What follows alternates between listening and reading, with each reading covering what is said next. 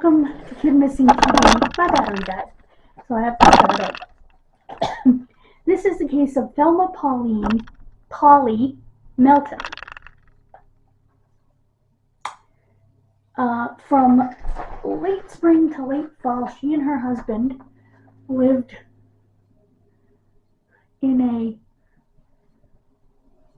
a special campers park that was said to have sort of like a homeowners association, where there's 10 families and they only let you in after vetting you and making sure you were okay to be there. And she liked hiking. She took care of him. She was 58, a retired school teacher, and he was 78. They met in Swain County, North Carolina, where they camped. She was staying at her father's camper at the time, and they got married. He owned the campground, and she was taking care of him because he wasn't well, and she was a volunteer at the Bryson City Presbyterian Church Nutrition Center, where she handed out meals to the elderly.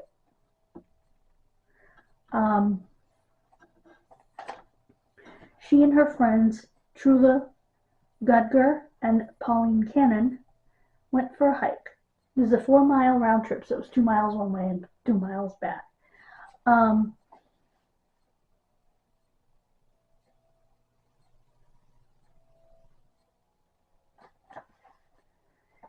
And one of them said to her, "I wouldn't want to be in a foot race with you, Polly."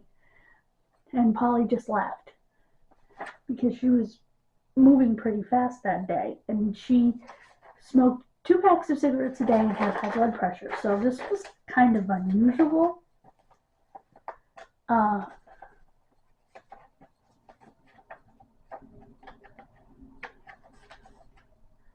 Her friends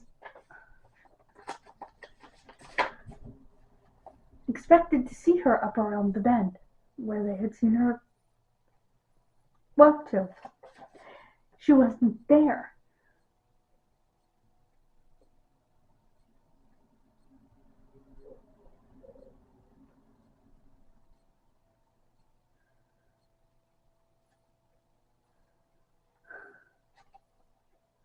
A formal search started around 7 p.m. that night. After her friends searched, her husband couldn't physically do anything.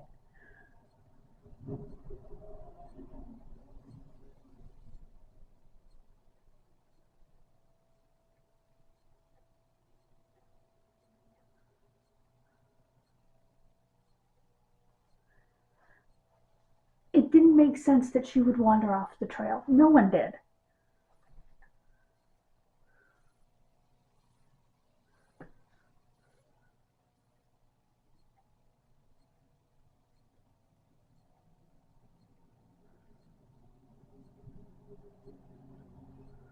And the dogs, when they arrived, they began running around in circles and howling.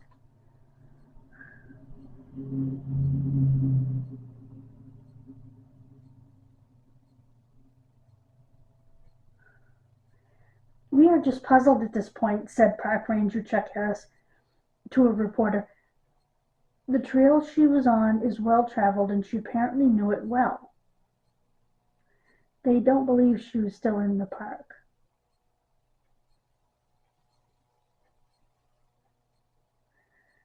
Her husband had to be admitted to the hospital that night. He was so distraught.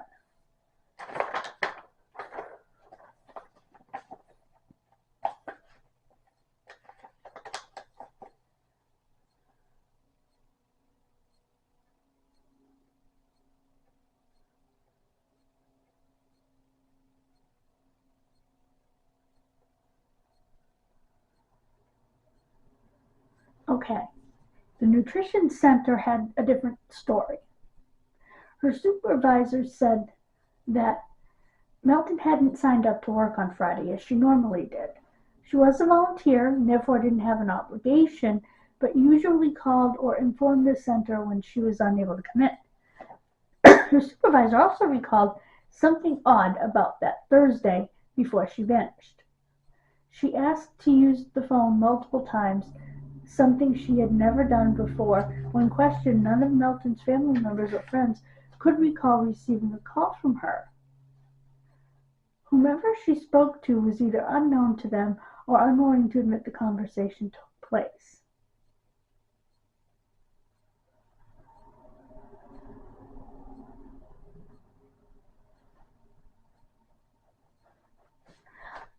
Her pastor, Tom Harris, said that she was a little bit depressed, but nothing that would make him worry or anything. And she had previously taken Valium for anxiety.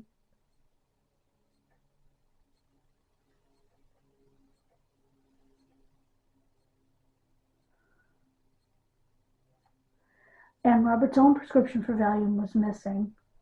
And she made a vague statement to her pastor that sounded like she was admitting to cheating on Robert.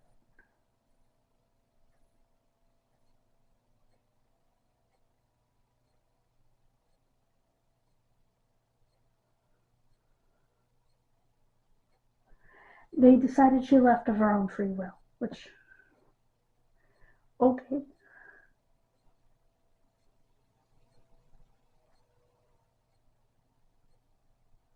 Her friends and family said she wouldn't have left Robert, and she wouldn't have just left them.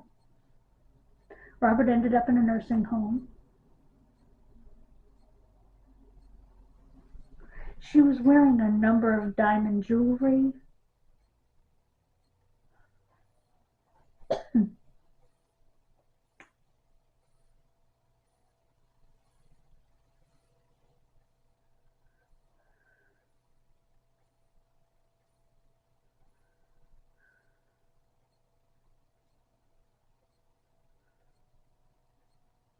The temperatures were in the mid-80s,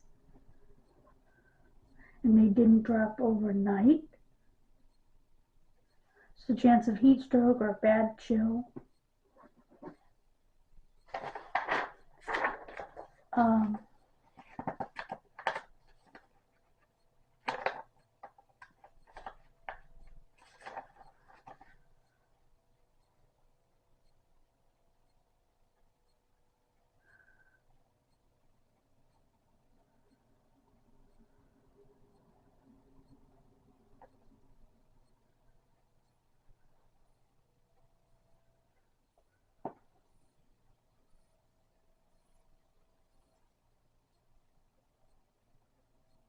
They're saying she could have met with a car not far down the trail, either at the parking lot or another area where cars were allowed, and simply been driven away from her life.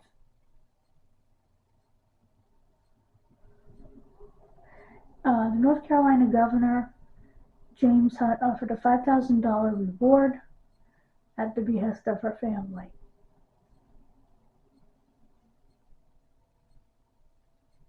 In April 1982, 6 months after her disappearance, a check was cashed in Birmingham, Alabama. It was a check for bank certificate interest made out to Polly Melton. The bank teller couldn't recall the physical description of the person who brought it in. Given limited local resources, authorities were unable to hire a handwriting expert to compare the signature to Melton. So it was never established who cashed a check in her name. Would the bank have surveillance? I don't know what kind of surveillance it had in 1982, though.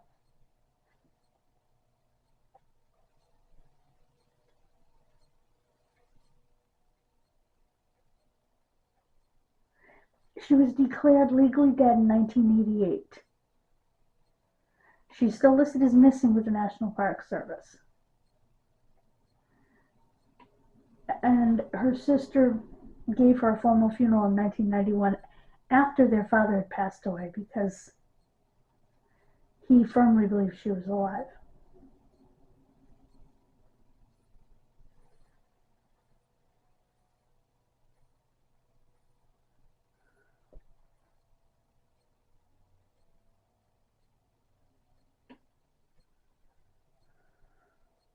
She was 5'10" and 180 pounds. She was tall. She wore a pink and white blouse, slacks, low-cut tan shoes, and eyeglasses.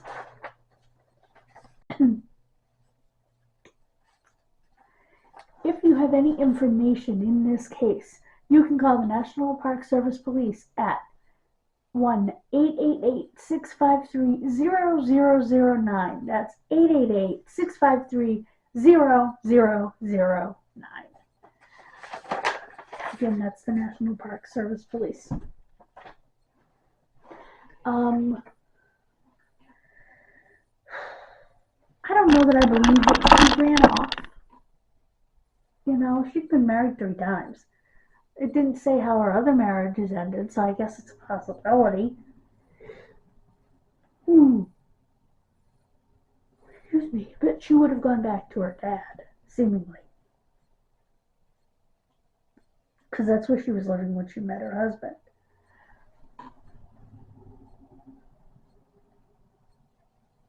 And they were married 6 years at the time. And she was a caregiver at heart. I mean, she was kind of taking care of her dad. She fed the elderly. She took care of her husband. She was a caregiver. Those types of people don't tend to become overwhelmed and leave. They just don't, because that's what they do in life, is that they are caregivers. And that's the type of person that she was. Now, who was she talking to? Could you get phone records for that day? Possibly. Especially at that time when even local calls would have been on the phone bill. So could they have gotten phone records to find out who she talked to? I think a lot of things kind of slipped through the cracks a little bit, because they certainly could have gotten phone records.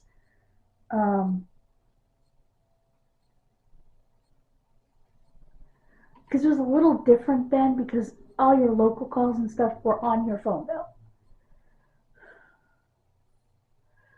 Today, phone bills are different because you generally, people don't have landlines, and if they do, they have a plan that allows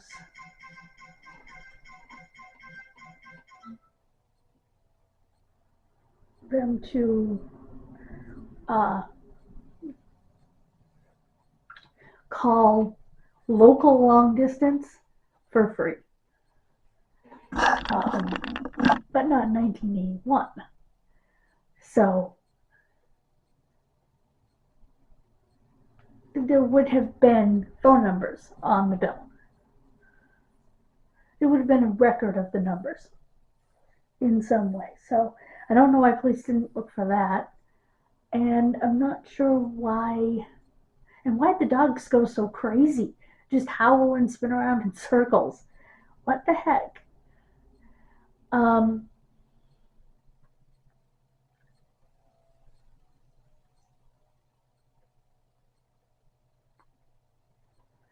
Then also,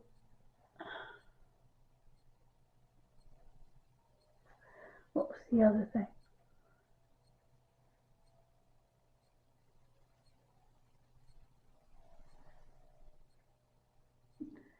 And it makes sense that she didn't sign up for Friday, because she was planning on going hiking with her friends.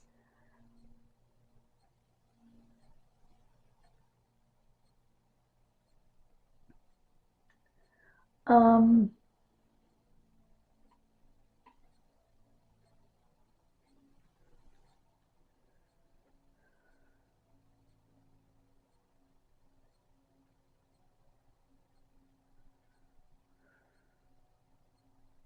to think.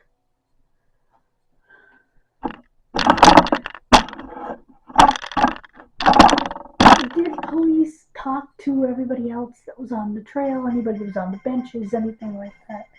Stop. So rude. Anyway.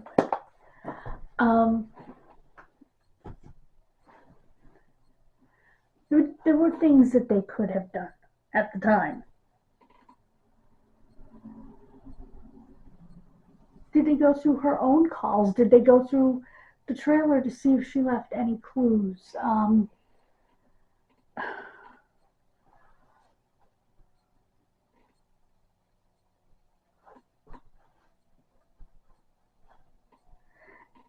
And did the husband know for sure his volume was missing? Because he wasn't well, and she was taking care of him. So she may have had his medication hidden somewhere, just so he didn't accidentally take it again after she gave it to him because he didn't remember or whatever. I've been there as a caregiver. So,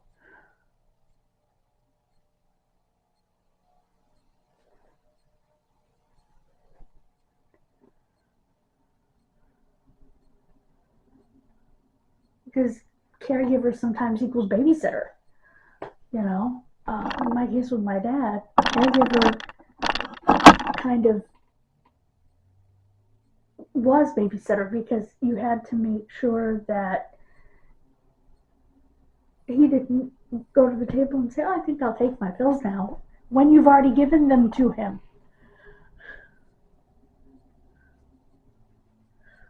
Like, Mom, what do I do? He's trying to take his pills. And I'm like, Dad, no, no, no, no, no. And he couldn't understand because his dementia was so bad. We don't know what this guy's mental acuity was like. You know, we know that physically he wasn't well, but how was he mentally?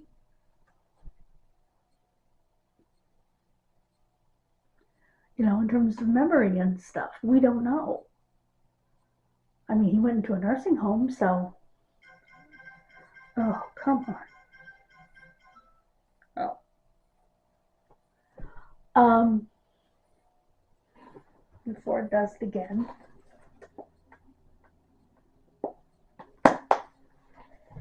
Um, we just don't know.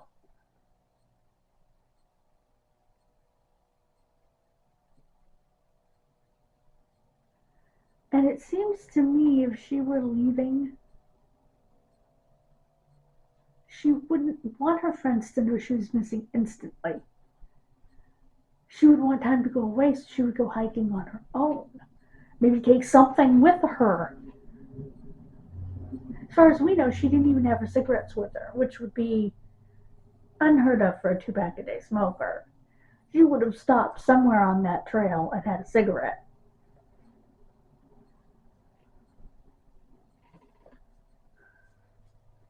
So, I know again from my own experience with my parents, who were both approximately 2-pack-a-day smokers, that they wouldn't have gone anywhere without them. They probably had one every 30 minutes to an hour. No longer than an hour in between, for sure. So I have to imagine on a trek that long she would have them on her.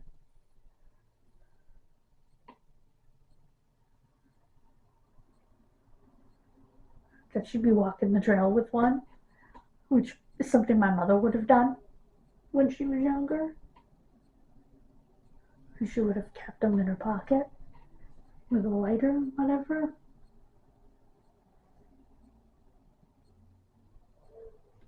Chances are this lady wouldn't have left cigarette butts on the path, though.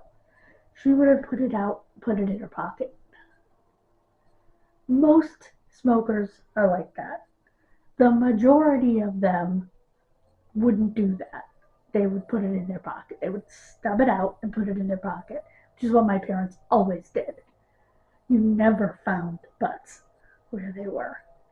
And then they'd come home, scoop them out of their pocket, throw them away. Gross.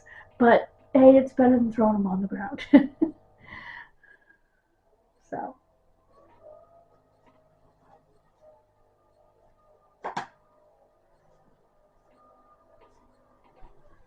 It's even grosser when you're wearing your parents' jacket and you reach in the pocket and that's what you get. Oh, that's freaking gross. But yeah, it's did she have kids? We know she had a sister kid. She had a dad that she was very close to. You know, that she had lived with up until she got married. So what the heck? Until she got married for the third time. Did one of her husbands pass away? Did both of her husbands pass away? We don't know. So there's a lot of questions here, and I think there are some that could have been answered. Like I said, I don't know if the bank had surveillance or anything at the time. If they did, it probably wasn't the best quality, but if they did, they should have looked at it. Then they could have figured it out. Or had her family look at the handwriting. You give me something with my mother's signature on it, I'm going to know right away if it's her signature. Immediately. Same thing with my dad's. My dad and I are very similar in the way we make certain letters. And my mother actually pointed that out to me. She said, "You write like your dad." What do you mean? Terrible? Because we both were chicken scratch. She said, no, you loop. Your dad was loopy, and you loop too. What she's talking about is R's and W's. Like he would write his Robert, and there'd be a loop at the front of it. For his R for Robert would be like a loop, and then the R with a loop in the middle, and then the Wilson would be a little loop, a little curlicue at the top of the W. I do the same thing. When I write my name, Angelina, and then Wilson as a curlicue, I've just always done it that way. And my mother was the one who pointed out that I write like my dad. So, and everybody agrees that my Uncle Richard had the best handwriting of all three boys. I haven't seen Uncle David's writing in so many years that I'm not sure I could tell. Uncle Richard's is unmistakable because he had that very fancy, almost feminine handwriting that I haven't seen in a zillion years, but like Renee's. And I apologize for that noise. My landlord is leaf blowing. And it's really loud. It's right outside my door, guys, and I'm so sorry. But we do have a microphone coming. Hallelujah. So hopefully in the next few days. So what is the other thing that we have coming? It was something else. But anyway, that's for the other channel. Actually, the microphone is more for this channel. Thank you so much for joining me. God bless you. Have a wonderful rest of your day. Again, I am so sorry about that. I will see you Friday for our last video of November. And I will begin working on December. God bless you. Please subscribe. We're doing great, guys. We're really climbing in the subscribers. I want to see 750 by Easter. We can do it. Actually, I said that, but it's by April 9th, by my father's 82nd birthday, if he were alive. Bye, guys.